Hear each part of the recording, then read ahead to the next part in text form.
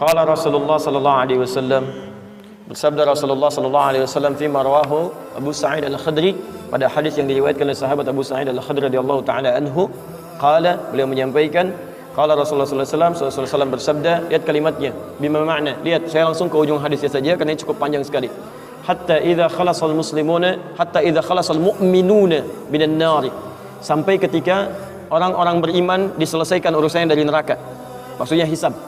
Ya, saat dihisab sudah dipisahkan nih, orang beriman semua sudah masuk surga, siap masuk surga semua. Ya.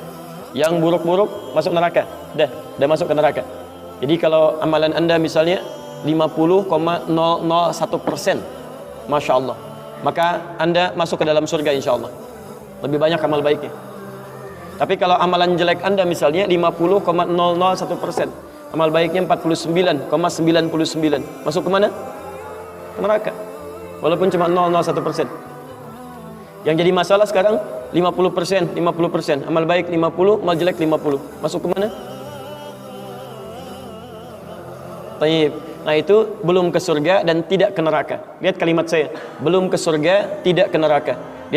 Disimpan di tempat yang tinggi, yang bisa teramati keduanya.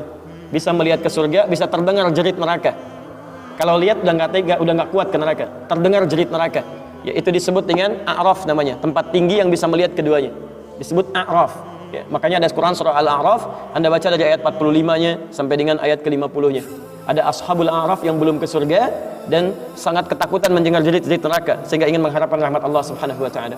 Dia akan ditempatkan di situ di tengah-tengah nanti sampai selesai hisab. Begitu selesai hisab, dia memohon rahmat Allah, diberikan rahmat Allah, baru kemudian dimasukkan ke dalam surga.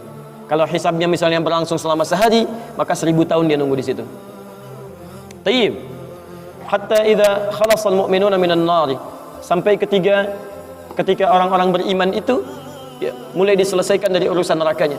Tayyib, sudah mulai masuk ke dalam surga. Ini sudah selesai, mau masuk ke dalam neraka. Dan dimasukkan, masuk semuanya. Apa yang terjadi? Ma minkum min ahadin bi ashaddi munashadatan lillahi fi istiqsa'il haqqi li ikhwanihi tayyib minal mu'minin lillahi minal mu'minin.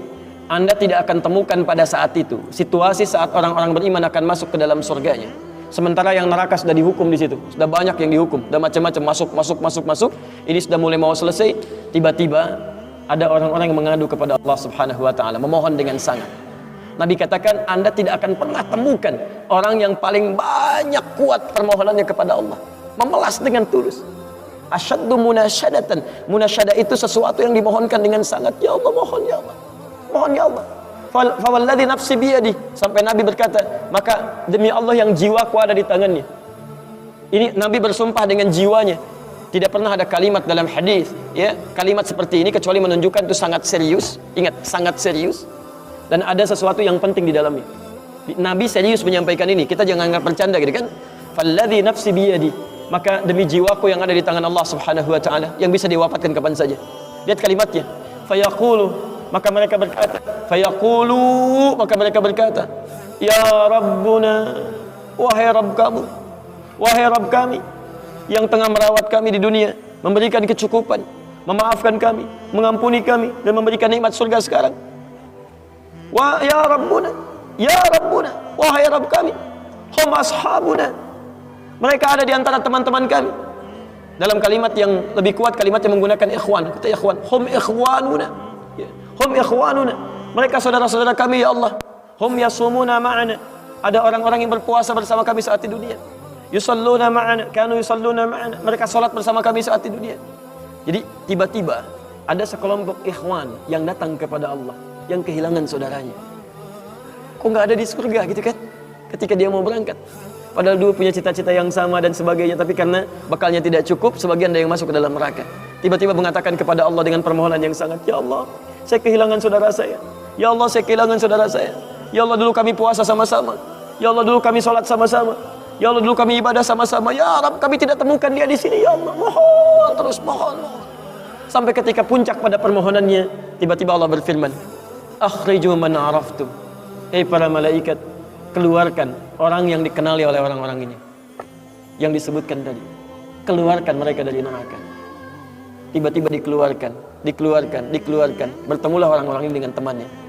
Sampai Allah kemudian dengan rahmatnya katakan lagi, akhriju man kana fi qalbihi mithqala dzarratin minal iman. Keluarkan sampai yang ada titik terkecil iman dalam hatinya, keluarkan dari neraka. Bahkan hadis ini ada di Al-Bukhari nanti, ya ada di Al-Bukhari nomor hadis ke-14 posisi paling kiri sebelah bawah, ya. Tayyib, sampai mereka kemudian dikeluarkan dalam keadaan gosong, sudah mulai terbakar habis dan dimasukkan ke dalam surga kemudian. Setelah selesai hisabnya di dalam nerakanya, dikeluarkan dari situ. Jadi ada orang-orang yang dengan syafaat temannya bisa keluar dari neraka, masuk ke dalam surga, ada yang sama sekali tidak membantu itu. Ya, dosa-dosa yang begitu besar tidak bisa keluar dan kekal dia di dalam neraka. Walaupun dia merasa beriman kepada Allah, tapi digugurkan keimanannya dengan ibadah-ibadah yang melanggar ketentuan Allah, seperti syirik dan sebagainya. Tapi poinnya adalah tiba-tiba ada segolongan teman yang memohon kepada Allah Subhanahu wa taala, ya Allah, kami puasa sama-sama, kami ibadah sama-sama, kami sholat sama-sama ya Allah, cuman saya nggak temukan dia di sini. Itu indah. Nah, permohonan sesuatu untuk melengkapkan pada yang kurang disebut dengan syafa' namanya. Pelengkap yang kurang disebut dengan syafa'. Makanya di tarawih itu ada salat syafa'. Antum salat 11 rakaat, 2 rakaat penyempurnanya yang ke-10 disebut dengan syafa', 1 rakaat akhirnya disebut dengan witir. Ya, ada teman yang merasakan ada yang kurang nih ya Allah, begitu saya masuk, teman saya nggak ikut, saya ingin dilengkapi dengan itu ya Allah. Tayyib, permohonan untuk menggenapkan sesuatu yang kurang dengan sifat yang sangat memohon luar biasa, maka kalimatnya dirubah dari syafa' menjadi ditambah tak di ujungnya dengan alif di tengahnya, jadi syafa'ah. Tayyib, saya mau akhiri ya, karena ini sebenarnya tidak banyak bahasannya. Siapa orang-orang ini? Itu yang disebut dengan ikhwan. Makanya ketika ayat Qur'annya mengatakan wa kuntum ala syafa hufratin minan nari fa anqadhakum minha, dan kalian sudah ada bahkan yang sudah mau di bibir neraka itu. Karena ketika diangkat itu oleh Allah Subhanahu wa taala dengan perintahnya, ya diperintahkan oleh Allah. Tayyib, dalam bahasa hadisnya ada yang diangkat baru neraka itu masuk ke kakinya sampai ke betisnya. Ada yang sudah masuk sampai ke punggungnya, ada yang sudah ke lehernya, dan ada yang sudah tenggelam di dalamnya. Tayyib, jadi ada yang baru di bibir neraka diangkat, ada yang baru sudah mau masuk ke neraka diangkat, ada yang sudah tenggelam diangkat. Jadi macam-macam.